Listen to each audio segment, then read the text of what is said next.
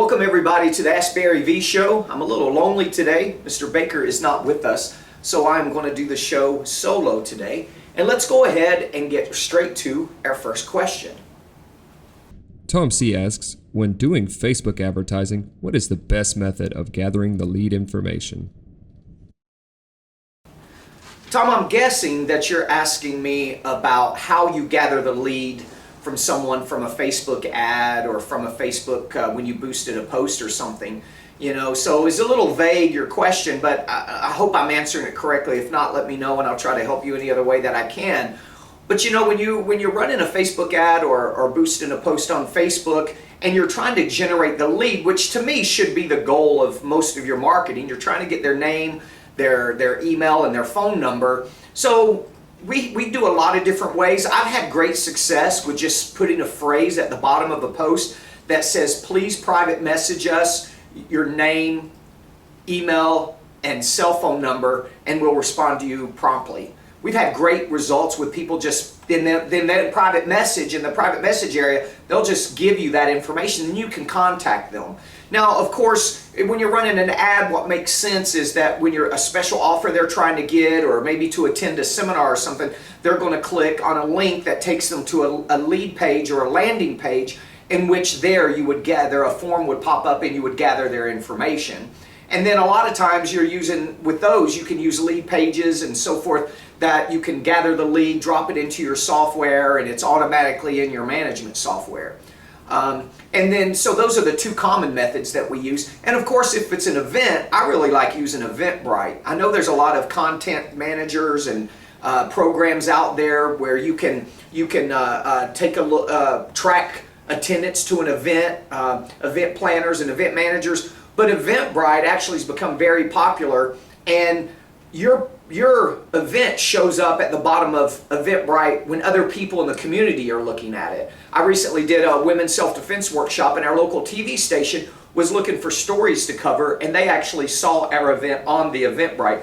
And then you can email your attendees from the Eventbrite.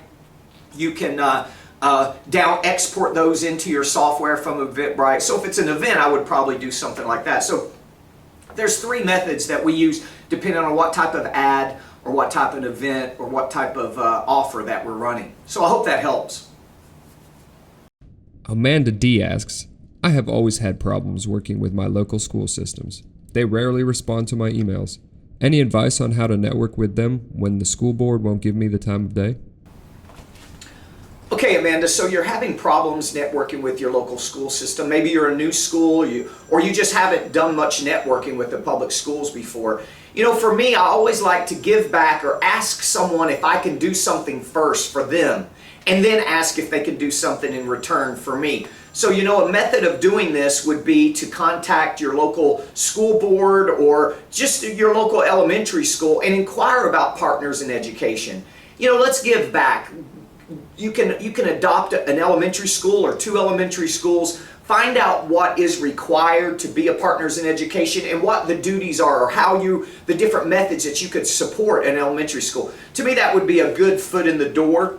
Another great foot in the door without having to go ask for flyer approval, or if you can show up and set up a promotional booth at one of their open houses, or immediately trying to get guest PE instruction, is go through the PTA.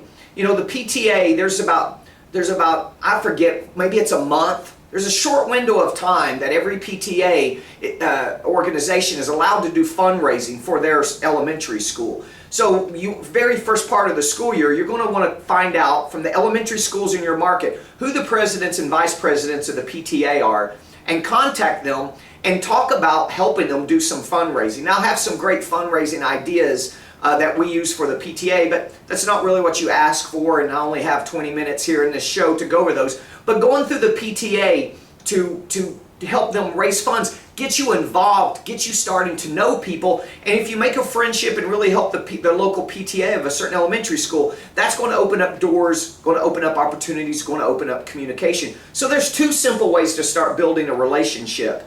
Naturally you can do when the first week of school, when the teachers go back for in-service, you can go to the school and we take Krispy Kreme donuts and boxes of coffee to the schools to give to the teachers. We'll take the secretary a nice bouquet of flowers with some candy just to introduce ourselves. There's another way of getting your foot in the door. And then from there, you're going to take it to another level, trying to find out from the secretaries, once you know who they are, what it takes to get flower approval in your area. What is it possible to get an introduction to the PE coach, to try to get guest PE instruction, which of course funnels into our Mass Intro systems. And then a world of different opportunities open up for you. So there's just some quick ideas for you, Amanda. I hope that helps you. Jimmy W. asks, I want to begin regular staff meetings with my employees. Can you please give me an overview of how you conduct your staff meetings? All right, this feels kind of weird doing the Ask Barry V show by myself. So I don't know how this is coming across. If I have a sad, lonely look on my face, I'm a little bit lonely sitting here by myself, just talking to you guys, staring into a camera. It's totally a little different dynamic. So anyway, so if this isn't the best Ask Barry V show you ever saw, forgive me, because it will get better, I'm sure. All right, so for now I forgot what the question is, so I'm going to have Nick repeat that question again. Jimmy W. asks, I want to begin regular staff meetings with my employees. Can you please give me an overview of how you conduct your staff meetings? Okay, Jimmy, you know what? I think you're making a very good decision. The key to running and operating employees, getting your employees well trained, getting them to operate and produce at a high level is regular staff meetings and staff training. So you are making the right decision. I'm glad to hear that. What we do is we have staff meetings, for example, on Mondays and Wednesdays at 10 a.m., followed by an 11 o'clock instructor workout. Now, on the staff meetings, here's how our staff meetings go. We always start very first thing with victories. We're discussing any victory that any of our staff member has. Can be a business victory, could even be a personal victory, like somebody moved into a new house, or somebody got a different or new car, or whatever the victory may be. So we discuss victories. Then we discuss challenges that anybody's having, either, again, business, professionally, or even personally, that we can discuss as a team. Okay, that's get conversation going. That all gets us all thinking in the right direction on those victories and on those challenges. Then we go to our numbers. We analyze our top 10 statistics. Those top 10 stats, once we go through those step by step, those top 10 stats tell us exactly what's happening in our business. And those 10 numbers will dictate the conversation that's going to happen the next part of the staff meeting.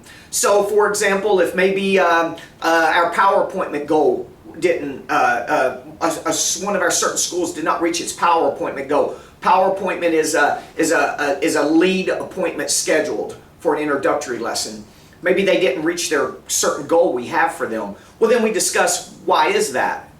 Are you running low on leads? Did you guys just not make enough phone calls? What happened that you didn't hit that goal? And it could be a host of other things. Maybe we're looking at our numbers certain parts of the month in terms of statistics on the percentage of introductory lessons that we've done and how many people have signed up. So we can notice that, hey, a certain program director or manager, they're operating, 50%, which we want them higher on closing. So those top 10 stats dictate the conversation and allows us to have real meaningful conversation about what's happening in our business right now. So again, victories, challenges, and then we look at the top 10 stats, our numbers, and we talk about what's going on. That particular day of the week, that particular week of the month. How close we are, how far away we are from our goals, and what it takes to get back on track. After we talk numbers, we go into marketing, and we talk about future marketing. What's happening in our marketing coming up, what happened in our marketing in the past, things we can do, different things we can change, where the opportunities are. And so the next part is all about marketing. And then the only difference in Monday, Wednesday staff meeting is Wednesday staff meeting. We also have an area of the staff meeting that is about our students, our curriculum, our classes, what's going on, how can we provide better customer service, all of those types of things. We usually tackle those things and talk about that on Wednesday. Now, naturally, the Monday meeting, we're always on Monday looking at our numbers as reference to what happened last week, did we hit our weekly goals, and our month-to-date numbers. On Wednesday, we're looking at midweek goals. Are we halfway through this week's goals? And we also will look at our month-to-date numbers. Now, the only time we do a Friday 10 o'clock meeting is if things are not going the way they were expected or not going the way they should, and we need more time and attention on a subject, then we will call an impromptu meeting on Fridays at 10 o'clock to help get us back on track to salvage and save that week, fix our month. Guys, if you're not analyzing your business this way, very often you don't realize you're having a bad month until it's way too late to fix it. Okay, so Jimmy, I hope that gives you a little help on how to structure your staff meetings. That's the way we do ours, and maybe you got a few good ideas from that. Ron P. asks, "This is my first school I have owned. My kids' program is growing, which is good, but I'm used to teaching adults. What is a tip you can give me for being able to control a group of kids without yelling at them?" Ron, I totally agree. Please never yell at your students, okay? So there's instructor training lesson number 1. Now, ideas to control the students. Let's first talk about communication. You got to set the rules down to the students of what's expected. How they come into the classroom floor, where they sit before class starts, we call that on deck, how they line up, how they address the instructors. If you always want the students to reply with yes sir, no sir, yes ma'am, no ma'am, when asked a question, that type of thing, you got to teach that to them first. You can't just expect them to be good kids and know what to do. You know, for example, our students, whenever we ask our class, we're asking them a question. Maybe we'll say, who wants to demonstrate, or who knows the answer to this, or who that. We always have our kids, we've trained them and taught them to raise their hand up in the air and scream, "Bring it on, sir!" Right? The kids know we'll not pick a student to answer a question or to demonstrate or help us unless they do that. So, you know, that's kind of a nice, tricky thing to do, because what does that show? That shows enthusiasm. So every time we've got a class going on, the parents over there hear the kids raise their hand and scream, "Bring it on, sir," with confidence. So it's constantly, mentally, subtly reselling the benefits of our program and showing the parents that their kids love martial arts. And something simple as, that's called an anchor. An anchor is a physical or verbal response to a physical or verbal cue. Things that you've taught people and how to respond. So, you know, the next thing so anchors are great. Anchors are a good way to get all the students to snap to attention. And anchor could be feet together set, and they scream "sir" and snap to set stance. You know, which brings me to the listening positions. So listening positions of set stance or attention stance, take a knee position, lock it up. Anytime you're having trouble controlling the kids or they're getting out of hand, if you train them how to snap to those listening positions, it brings everybody's focus back to you immediately. So you might have 2 or 3 kids acting out or talking or something. You quickly can get their attention, all eyes on you, when you go, "Feet together, set." They're all like, "Sir." Then you can address the students and snap them back. So the listening positions are important to teach them. And again, developing these class anchors where the kids respond to things that you say. You know, if I may be teaching a combo real strong and hard, and the kid comes up and demonstrates, right? And they're hitting the pads with lots of power and confidence. The kids know, and I've trained them that for an anchor is I'll say, "Repeat after me," or I'll say, "Everybody say."